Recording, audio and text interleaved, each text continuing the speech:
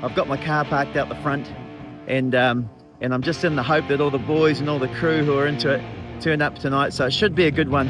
So let's see how it goes.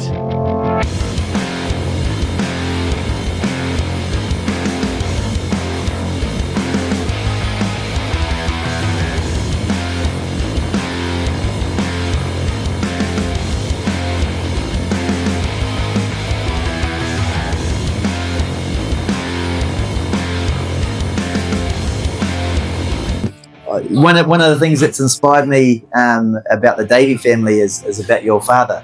So I've obviously got this pacer for Kai. We're building it in the garage, and we're doing that. How did this all start? He had a passion for cars and welding and engineering, did he? Is that how you got onto this? Tell us about him and where it started. Yeah, I kind of guess it did. Dad always mucked the cars, English cars mainly. He's sort of not what we were into. Me and Gene and Co, we were more Australian and American V8 flavour. He liked Triumphs and things like that. He still has a Triumph to this day. So, but what he did do was he had an engineering and a painting business. So we were cheap workforce, and at the age of 12, I think I painted my first car. So I kind of and welding and stuff like that. So that's how we kind of started, you know. Yeah. And how did it morph into Mopar stuff and that? Like, what was the transition? What was your first car to get into that? Well, I was actually always a Ford guy, and I had Mustangs and things like that, and back in the early 90s. And Gene went down to Hamilton somewhere and bought a RT Charger. Anyway, a guy called George Schurer, he had the tyre shop, and a guy called George Schurer come in and pestered him to go and start racing. So Gene and I both then got a race license at the Auckland Car Club back in the 90s, and Gene started racing because he had an RT and I didn't, you know. I mean, I had an HD Holden Ute and a Mustang, which I sold to buy a house and whatever. And Gene was in Fiji and he got cholera. He was pretty crook. And he didn't really understand the racing game back then. He thought the car got points. So I'd never raced before. I never even practiced. And he put me in the car at Pitcairn and baptism by fire. So my first ever track experience was racing a genuine E37 RT, and I took the car to its first win, by the way. But just a little smile over there. Albeit there was a yellow flag coming over the hill, and the big Falcon Cobra coupe with the 351 behind me couldn't pass. So it was all perfect. Oh, that's a selling point. That one, I always remember that. I would go down to Gene's workshop, and he'd have the Charger there. And at the time, possibly even the Charger that you're racing now, that was there. Yeah, well, we had two. So Gene found the car that I now race. It had triples in the boot and stuff like that, and I think it was a bad debt or a landlord debt or whatever else, but he acquired the car, and the engine that came out of your Pacer, there's a 245, I put that into the race car. I borrowed an E49 cam. I don't know what the carby was, I can't remember. And went racing, but out of a field of 20 cars, and this is how amazing these cars are. Out of a field of 20 cars, Gene was pretty well up the front. I wasn't far behind him, but with an old 4-barrel on it, I think I positioned the car in 10th place. So that's unreal, eh? I mean, for those who are unaware, you know, other people from PÖHOI Pub here, is that there's a great history of these Chrysler Valiants and the Chargers when they're racing. Randall would have been around at that time. He was tuning a lot of them in Benton Hedges, I think it was. But Brett's, it's the Auckland Car Club, isn't it? Is that yeah, Auckland Car Club. So probably this country's, if not the oldest, one of the oldest. It was established in 1932. So it was all originally the Motor Racing Drivers Association. It changed into Auckland Car Club. Yeah. So had some pretty famous members too. Bruce McLaren was a member. And wow. You know, the Fahey's and so on. Even today, the Heimgartner and Van Gisbergers are all still members, you know. So yeah. I've been president of Auckland Car Club since 2016. Yeah, when I do a lot of work for Motorsport New Zealand, I'm a steward and a clerk of the course and do a lot of that kind of stuff. So, yeah, it's kind of, once you get into the motorsport side of stuff, it kind of buries itself deep. Yeah. One thing that I'd want to ask you about, a bit of a technical question for those geeks here, is that your Webers that you've got are 50s, not 45s. Tell us about that. What's the logic? Because Shane Murray's not here, but they're bigger than the standard, you know? Well, in an earlier version of the car, it used to rev a lot higher, and the 45s would run out of puff over 6,000 RPM. And so the 50s just breathe a little bit better because you can always bring them back down to somewhere between 45s and 50s, which is what we've done. The car made really good power. You don't need to make a lot of power to go racing. The handling is actually more important than power. So a lot of people chase power. And what I can tell you, I've raced with the 50s on the car and a 600 mechanical secondary, and I do the same lap times. There is a limit to what the car can do, so it doesn't really matter what carburation or whatever you're doing. It's more like the whole package thing, I suppose. Yeah, right. Well, okay, here's the next question. So I'm never going to be a racer. It's not my thing, but I do want to go rip around that track. I got inspired by you. So I'm driving that car. I've got it tuned to the road, and I want to go get some good grip. What am I doing with my tires? What am I doing with the rims? Like, how do I get on there so I'm not looking silly with eagers?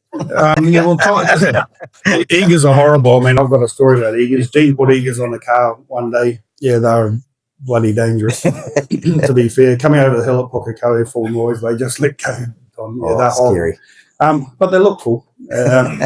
So, like tyres, definitely, you want to put good tyres on a car. Suspension is more important than developing power. So you can have a car that puts down 250 to 300 rear wheel, and you can put in some really good lap time. So it's more about the handling side than engine power, to be fair. I put a rear sway bar on my Pacer, and Brett wasn't too impressed with that. He doesn't have it on his Charger. So what's your logic with the setup? Because you once told me about the camber in the front. I remember seeing Gene's Charger.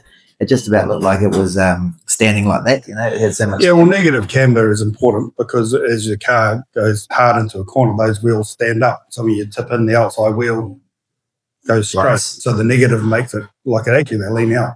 They're pushing real hard. I think that really you should be chasing suspension and stuff like that first before you go building horsepower, because if you've never raced before, people don't realise it doesn't matter how fast you're being on the road, it is nothing on a racetrack.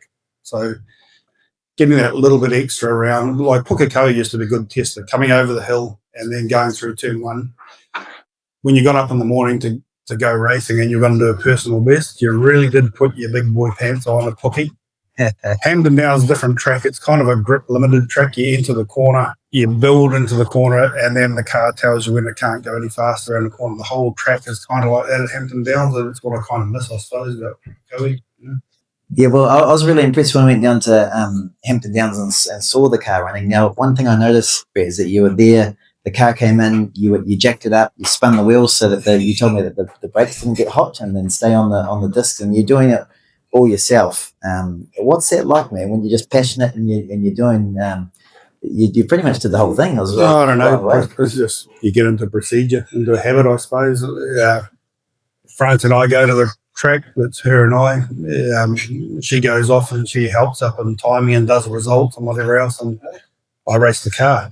So I don't have a picker. I have, But the only reason you rotate the tyres is because, like, you'll crack rotors and stuff like that. And I find it easier to jack the front suspension up and just spin the tyres a few times because I'm running a production car. I mean, the car's not that highly modified. It runs leaf springs in the rear. It runs torsion bars, albeit aftermarket. And it runs like the original 270-odd diameter rotors. So that's a lot of braking pressure on a little rotor. And if you just come in and park it up, you'll definitely develop a crack or something like that. Do we have some questions here that you want to ask Brett? Question about sway bars. You want to put a sway bar on mine.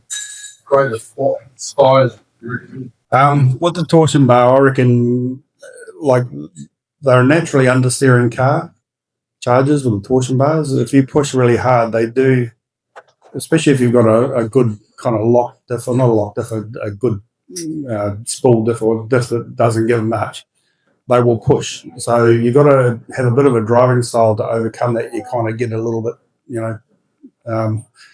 but the big sway bar certainly helps. It gives a little bit away in the slow speed corner, but in the high speed corners they pay dividends. So for argument's sake, PÖHOI turn one, I could come left foot brake just where I had the corner, squat the car into the corner. I could go hard back on the gas and it would just swoop around.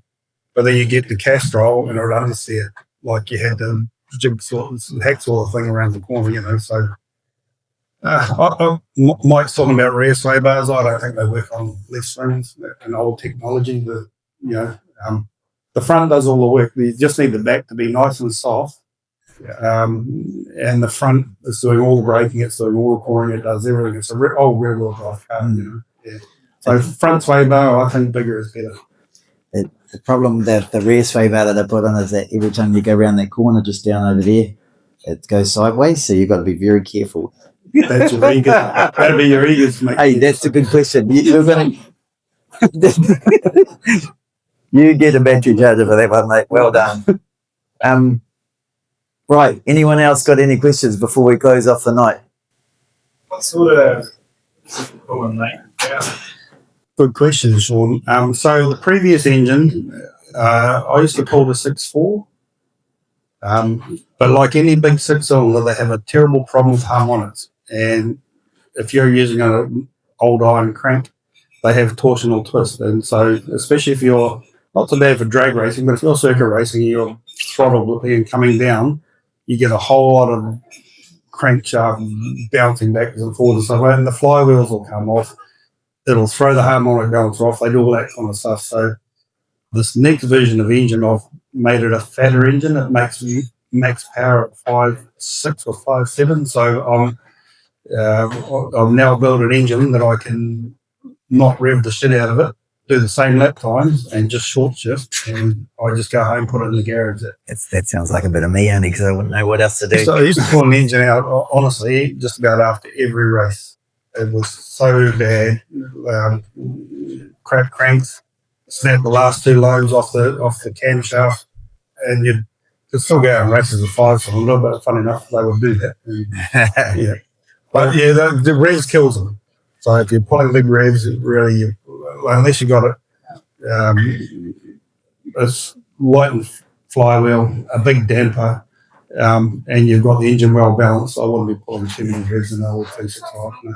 So, okay, in closing then, tell us about this. How do I race my pacer with what you're doing around with the Auckland Car Club? Well, funny enough, I've just started a class called Pre-2000. I spent my life racing in a class called Production Muscle, which is pretty limited in modification. So you could, you had to have the original engine, manufacturer's engine and head, or heads if you're a V8 or whatever. You had to have original diameter brakes, pretty limited. And so this new class is designed to cater, and it was Australian and American only, but this new class caters for everything. So it doesn't matter country of origin. Really, it's just the safety stuff you put in the car, because the car's always going to be faster than a new driver, so it's really just about coming out, having fun, and, Awesome. You're racing and you're in a mixture of cars. You're only racing the car, you're only racing. Yeah. So no roll cages, nothing like that. Well, the rules of this stage for motorsport, you don't have to have a roll cage. In fact, you don't even have to have race harness and stuff like that. But like, you'd want to put a race harness in at least. Yeah. Yeah. No, I don't fancy sliding around on those leather seats around there. Hey, well, look, from me to you guys, I really appreciate you coming out. Firstly, the PÖHOI Pub, Danielle and the crew there, thank you so much for having us tonight.